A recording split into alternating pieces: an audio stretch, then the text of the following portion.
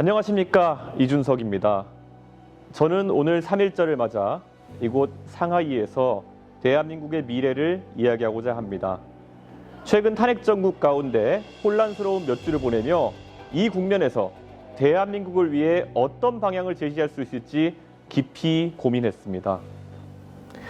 대한민국은 1919년 3.1운동의 정신을 이어받아 같은 해 4월 11일 이곳 상하이에서 건국을 선언했습니다.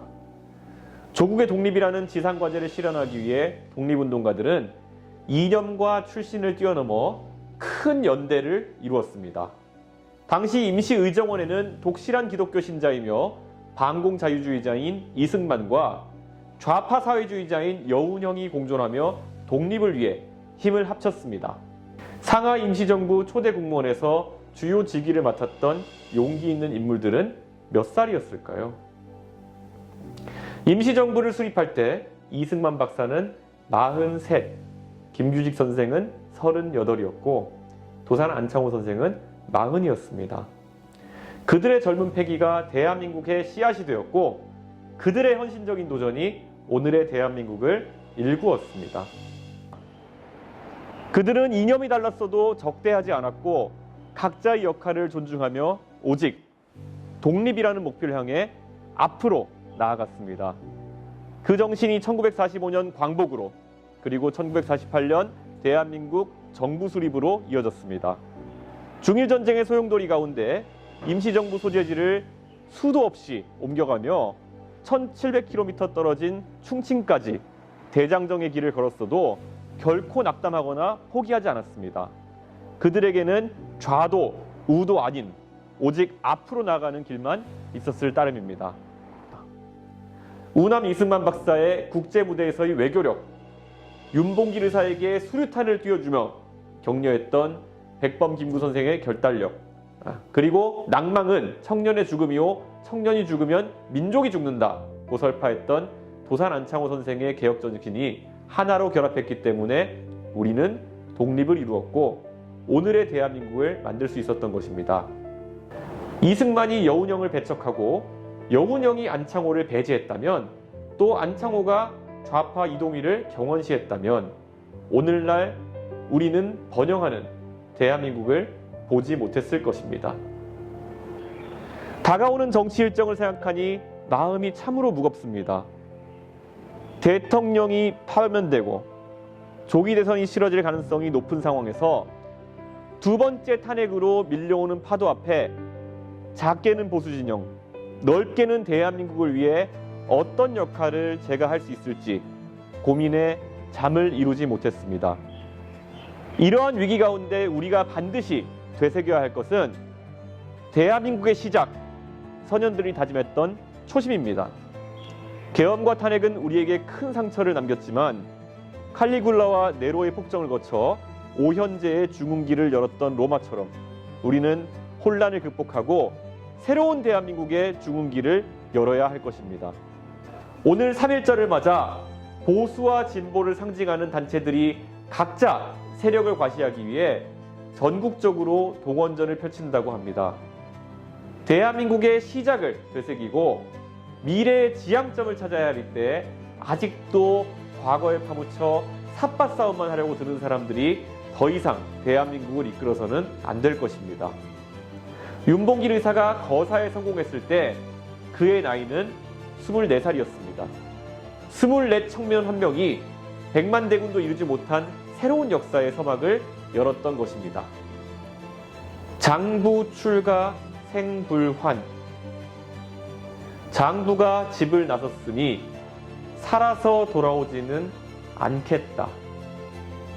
22살 나이에 독립운동을 위해 만주로 떠나면서 윤봉길 의사는 이러한 유서를 남겼습니다. 그리고 1946년 5월 15일 이봉창 의사, 백정기 의사의 유해와 함께 해방된 조국에 자랑스럽게 돌아올 수 있었습니다. 살아서는 돌아가지 않겠다. 다시는 낡은 과거로 돌아가지 않겠다. 이러한 결연한 의지를 이곳 상하이 홍커우 공원에서 돌아봅니다. 우리는 중국보다 앞서서 산업화와 민주화를 이뤄냈기 때문에 지금의 경제적 성장과 번영을 이룰 수 있었습니다.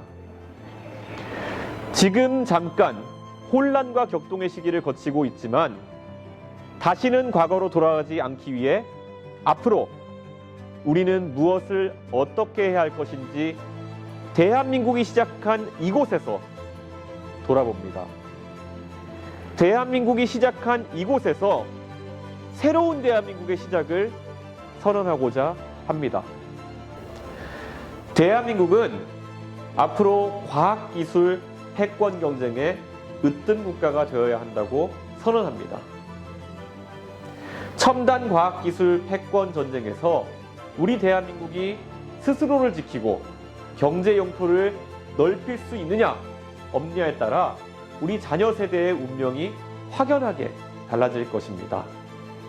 따라서 이제 대한민국의 정치 지도자들은 과학기술이 주도하는 새로운 질서를 이끌어 나갈 수 있는 능력과 비전을 갖고 있느냐 없느냐를 갖고 역할을 다투어야 할 것입니다. 타는 목마름으로 민주주의를 갈망했던 세월이 그동안 대한민국을 이끌어왔던 정치적 좌표였다면 이번 탄핵 심판의 끝으로 창의와 도전, 혁신과 경쟁이 꿈틀거리는 활력 있는 국가가 우리 대한민국의 미래가 되어야 할 것입니다. 그런데 지금 우리가 산업화와 민주화에서는 중국보다 빠른 성취를 이루었던 역사와는 달리 과학기술 패권 경쟁에 있어서는 비교 우위를 장담할 수 없는 상황이 되었습니다. 우리가 자랑하는 민주주의가 자유와 창의의 촉진제로 진화하지 못하고 숨막히는 관료 주도 규제 사회로 열화되고 있기 때문입니다.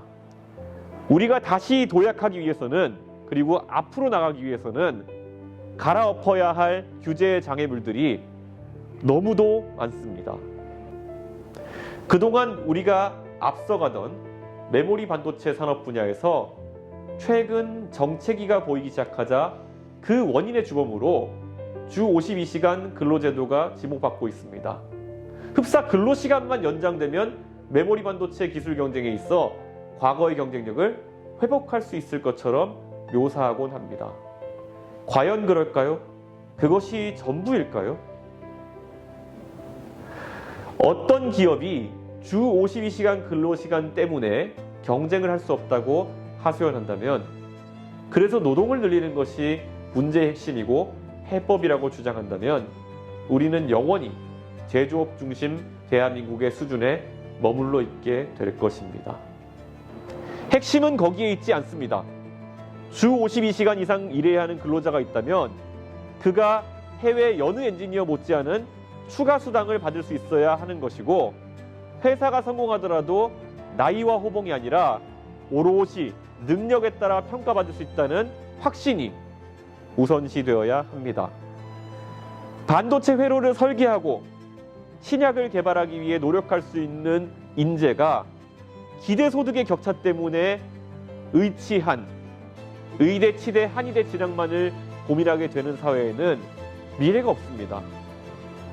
우리가 창의와 혁신을 제약하는 규제를 풀지 못하고 극심한 관료국가, 통제국가, 규제국가로 남아있다면 우리는 첨단 산업에 대한 경쟁력을 다 잃고 그러한 악몽을 떨치기 위해 연구와 비즈니스에 있어 전면적인 기준국가제를 시행할 것을 촉구합니다. 어떤 생명공학자가 일본에서는 할 수 있는 연구를 대한민국에서는 하지 못해서 연구의 터전을 일본으로 옮겨야 한다면 그것은 대한민국의 커다란 손실입니다. 새로운 IT 서비스를 기획하는 누군가가 규제기관의 문턱을 드나들다가 지쳐서 쓰러진다면 그것은 우리가 다시 일으켜 세워야 할 미래의 먹거리입니다. 중국의 과학기술 굴기가 우리에게 두려움을 주는 이유는 숫자나 규모에 있지 않습니다. 연구하고 싶은 분야를 과도한 규제로서 제한하지 않기 때문이고 연구와 개발에 매진했을 때 충분한 보상이 주어진다는 시장 경제와 자유 경쟁의 원리에 어쩌면 우리보다 충실하기 때문입니다. 과학기술의 선봉에 선 연구자들과 기업가들이 의치한을 선택하지 않은 것을 후회하지 않는 국가를 만들겠습니다. 과학기술 패권 경쟁의 으뜸 국가로 대한민국의 새로운 시작의 좌표를 펼쳐 보이겠습니다. 지금까지 대한민국의 진보정당은 1대 99의 프레임을 가지고 세상을 비관적으로 바라봤습니다. 많이 버는 극소수가 나머지 대다수를 착취하는 구조라는 인식으로 싸워서 빼앗자라는 쟁취의 구호를 거듭해왔습니다.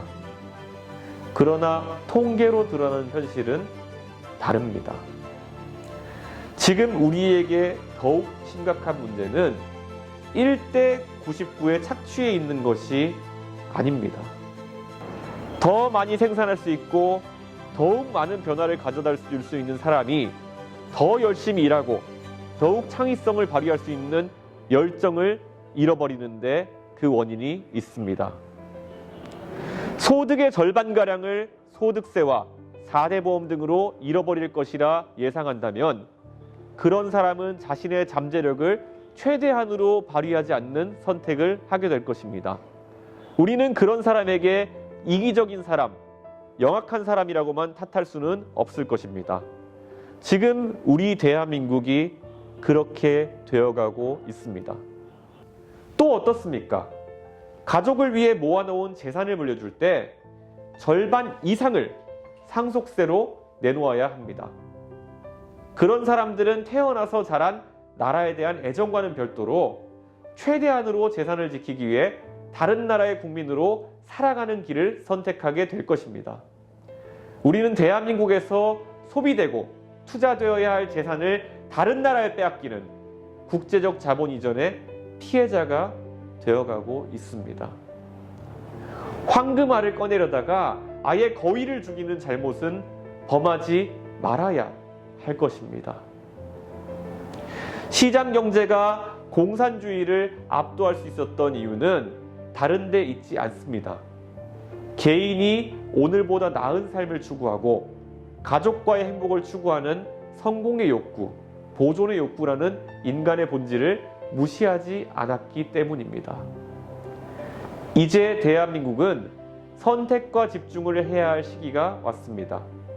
저출산의 시대를 맞아 수많은 가치 중에서도 효율이라는 가치에 다시 한번 눈을 떠야 하는 시기가 왔습니다.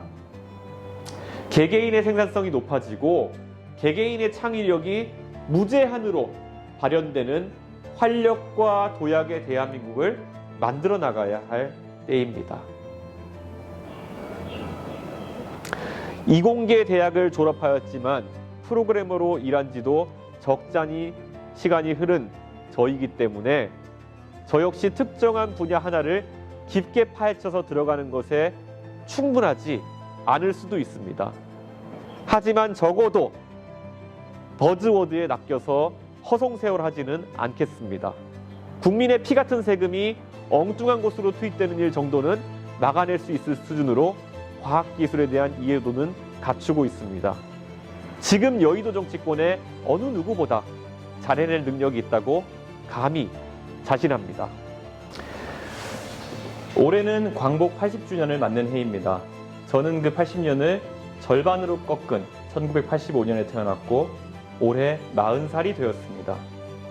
광복 이후 대한민국 역사 가운데 절반인 40년이 산업화의 시대였고 나머지 절반인 40년이 민주화의 시대였다면 앞으로 40년은 도약의 시대가 되어야 할 것입니다. 압도적 새로움을 통해 과학기술 선도국가 대한민국을 만들어 나가겠습니다. 이곳 상하이에서 대한민국의 첫 청사진을 그려냈던 선열들의 용기와 도전정신, 좌우를 뛰어넘은 목표의식을 되새깁시다. 새로운 대한민국 자손만대에 이어질 자유의 기초를 회복하는 과제가 다시 우리 손에 달렸습니다. 분투하며 앞으로 더 앞으로 나아갈 때입니다. 그 길을 선도하는 퍼스트 펭귄으로서의 역할을 항상 걸어가겠습니다. 감사합니다.